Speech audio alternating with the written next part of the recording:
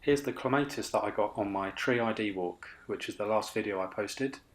As I was walking out in the woods, I saw this thick piece of dead clematis hanging down from the trees, so I decided to saw it off and see if I could use it for a bow drill fire.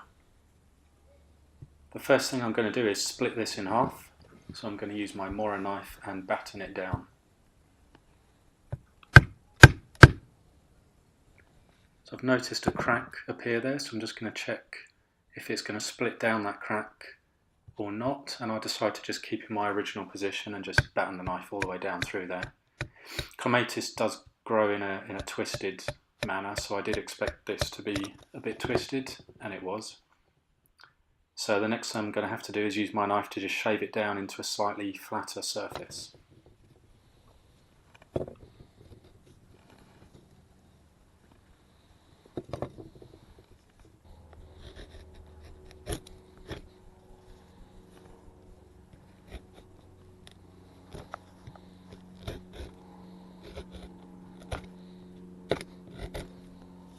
Clematis is a really soft wood. It's pretty easy to work with, it doesn't take much force. So I'm just taking some of those twisted edges off.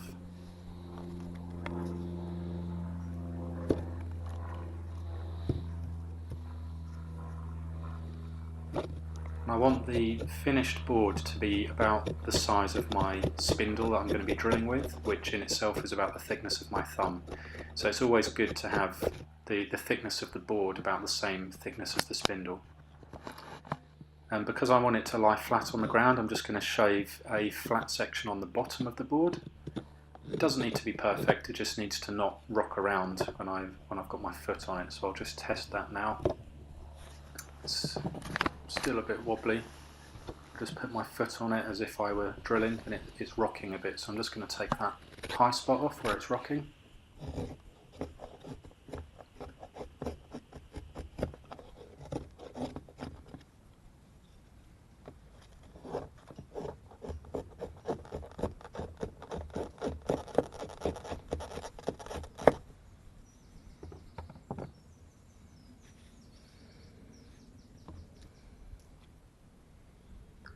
Good, so then I just want to flatten up one of the edges so that when I cut my notch, the hot dust can fall down neatly. So I'm just going to square off one of the side edges of that board. That's looking pretty good there. So it doesn't have to be perfect, it just has to stay stable on the ground when I've got my foot on it. So next we'll move to getting the bow set up. So I'm going to check that the bow is roughly the distance from the centre of my chest to my fingertips. Nice and long one is going to give you more force to play with.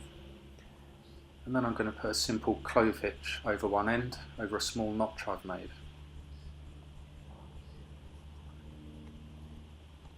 So that's not going to go anywhere. So the bow stick itself can be made from any wood. It can be as stiff as a broomstick, which this one is, or it can have a slight spring to it. It can be straight or it can be curved. It doesn't matter too much. You get more energy efficiency when it's a bit straighter, as long as there's room to fit the spindle in. So this one has a really slight curve to it, and at the moment I'm just sliding that knot around so that when I stretch the string it's in that curved bit, in the concave of the curve, which is just going to leave a small gap for the spindle to fit in.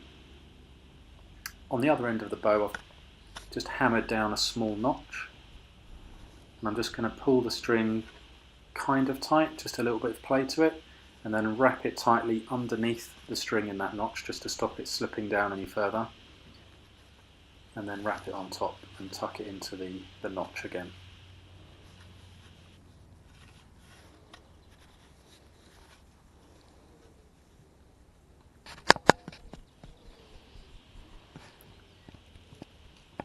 So there's a bit of slack in the paracord that I've used here, and we'll see whether that's the right amount later. I'm going to rub it down with some beeswax, which is completely optional, you don't have to do this, but it gives more grip between the paracord and the drill.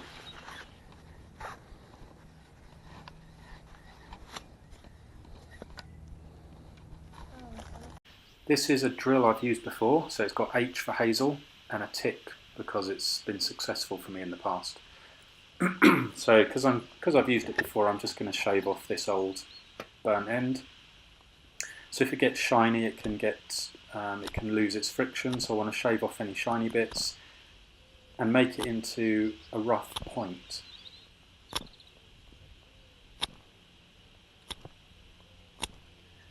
Now I'm being fairly careful to keep my line around the drill equal. So the neater you are, the more success you're going to have with the bow drill. So I'm just trying to get it, just using my thumb to help me get it more accurate, a nice straight neat line all the way around. And I want a rough point, not sharp but not blunt, just something that will sit nicely into the socket.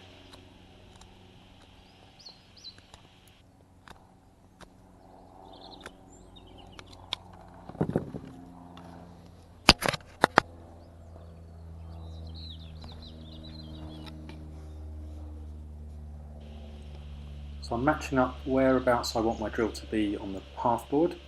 I don't want it too close to the edge because it will slip off. So I'm making sure that there's enough space for the thickness of the drill once I start drilling down, that there'll still be a little bit of board showing, that it won't just slip right off the edge. So I'm going to mark that point with my knife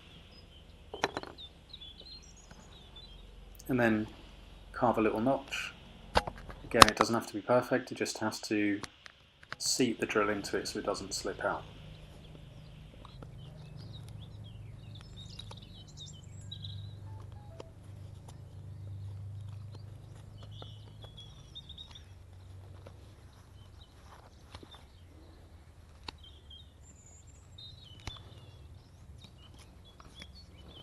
Here I'm going to choke right up on the knife. See, I'm holding the blade of the knife to give me a lot more control rather than holding the handle.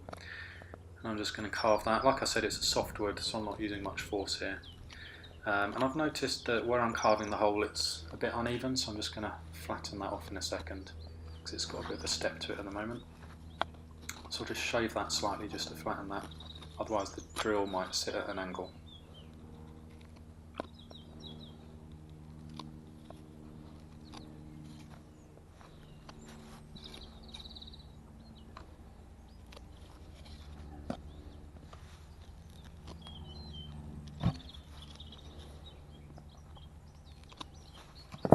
Let's give that a try.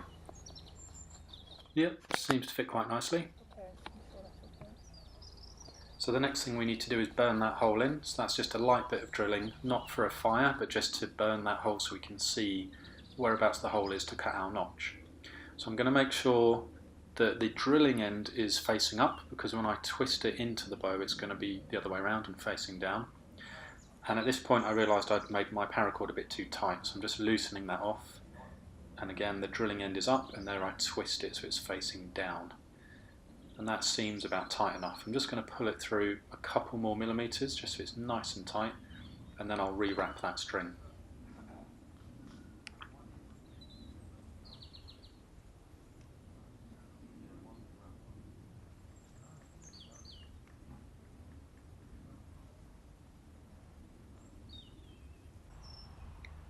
So I'm going to twist my drill back into my bow now that I've redone the paracord, and it's very tight, which is good, but it's not too tight. And I'm just going to seat it in the notch, making sure it's the right way up. I'm going to get my posture right here, and it's worth taking your time to do this. So I'm going to put my foot as close as I can to that drill without actually touching it. And I'm also going to tuck my trouser leg into my sock, just to make sure I'm not hitting it as I'm drilling. And then I'm going to get my bearing block ready, which is the top part of the drill that puts the pressure down onto it. And for this I'm going to use this piece of black poplar bark. So this is just the bark of a black poplar tree. It works really well for this. If you don't have that, you can use a couple of seashells or a piece of green wood with a small divot carved into it.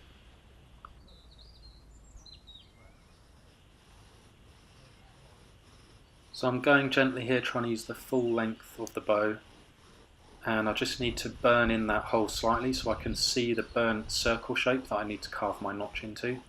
So I'm just going to do a few rotations until I can see black dust. Notice when I stop drilling, I'm going to put my drill on top of the bow, not on the wet grass, just to keep it dry. And that's the black dust I've made from the burning in process. So now it's time to cut the notch. So what I want to do, or how I normally do it anyway, is I found the middle point of that burnt in hole, and then I mark the flat edge of the board that's going to be facing me. So I'm just going to bring the knife down and make a score, a vertical score line, which is essentially marking the centre point of that burnt in notch. And then I'm just going to carve it out, working first one side and then the other, using my thumb just to help me get some good control there. So I'm just going to carve out on one side, flip the half board round and then carve out the other side. And just keep working like that. And I want the notch to extend almost to the very centre of that burn-in hole. So I'm just going to keep going until I get almost to the centre, checking it each time.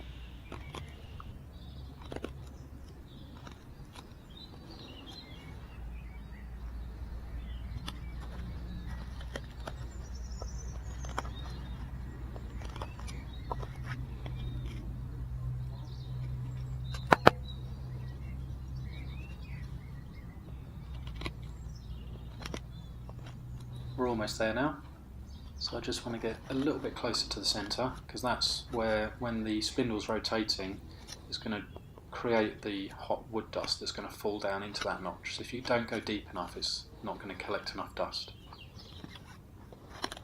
So that's pretty much there now. Yeah, that's looking good. Near that centre point. For the last step, I'm just going to chamfer the bottom edges. So I'm going to cut them flat, flatten off those angles, just to make a cavity where the dust can collect and build up its heat, which is going to give me a much better chance of getting an ember. So I've just flattened off those angled bottoms there. I'm going to smooth out the notch as well to maximise my chance of the dust falling down and not getting caught up in the notch. Just make sure that's all clean. That's what it's going to look like. I'll just clean it up. It's worth taking your time here to make sure everything's set up correctly.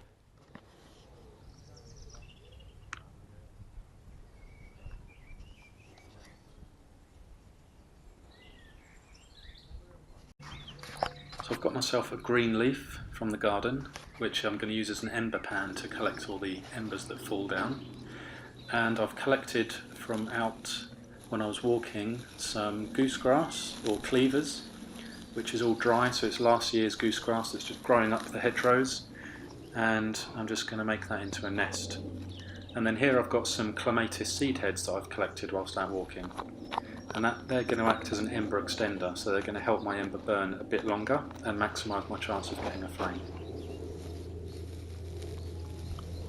You can use any fluffy material there, like thistle heads or other seed heads, but it is completely optional. You can get a fire without any of those seed heads just by going straight into the grass. If I were going to do that though, I'd fluff the grass right up to make it really fibrous. Take time to set your posture up. So make sure your hips are at right angles, your knees are at a right angle. So don't lean forward and also don't lean back. Just try and be nice and square and upright. I'm going to swing my right leg behind me to create more stability, and I'm also going to make sure that my left hand that's holding that drill is not wobbling around in midair, but it's locked onto my shin. So my shin is always making contact with my wrist. So I'm going to check which end is which on my drill and wrap it into my paracord, seat it into the socket and get my black poplar bark to use as a bearing block. Make sure my wrist is locked on, swing my back leg round to give me more stability, and then I'm going to start drilling slowly at first.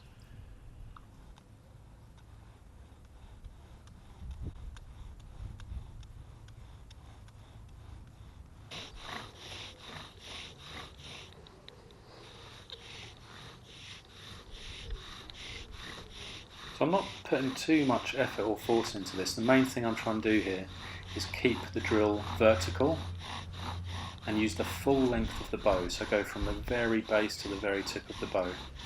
That's going to work much harder in terms of leverage than just going as fast and as hard as you can. So now I've got smoke and I'm keeping my eye on the notch so I can monitor how full up it's getting. When it fills up with hot dust, that's when I'm going to jack up the intensity, which I'm doing now. And I'm just going to stop and hold everything in place to see if it's still smoking. And it is still smoking. Notice again how I've left my drill up off the ground, so I've put it resting on the bow intentionally.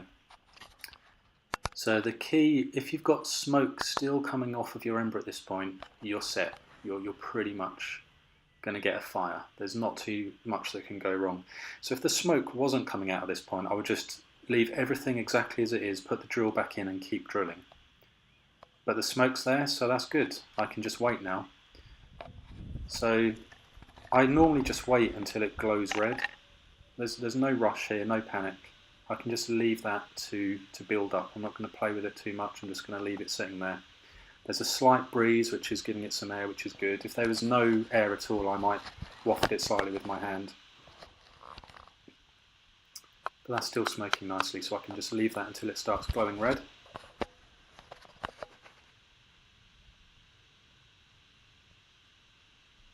Quite a lot of dust from that soft clematis, I really like it to work with. Ivy and clematis I really like as half boards. And there we go, glowing. So I've got a good ember there, so I'm going to get my bundle. So I'm carefully going to tip that ember into my tinder bundle and wrap it around and gently press it together. You want to make sure that it's sort of touching the whole tinder bundle, because if your hot ember isn't touching that dry material, it's not going to ignite it. And then I'm going to blow into it. I'm going to gently press it together and just blow. I'm going to inhale when it's down and then blow into it and then take it down again so I can inhale without taking the smoke into my lungs.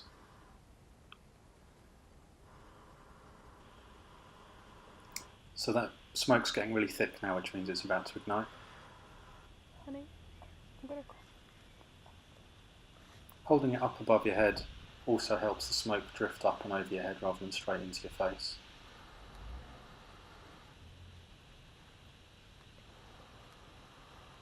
There we go, it's getting really thick smoke now.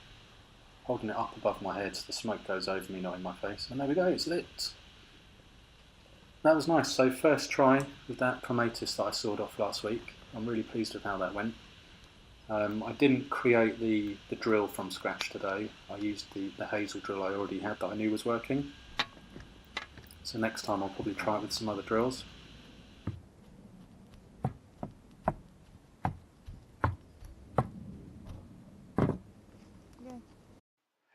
So yeah, that's what I used to get the fire this time. So I had some paracord as my string, which I put some beeswax on.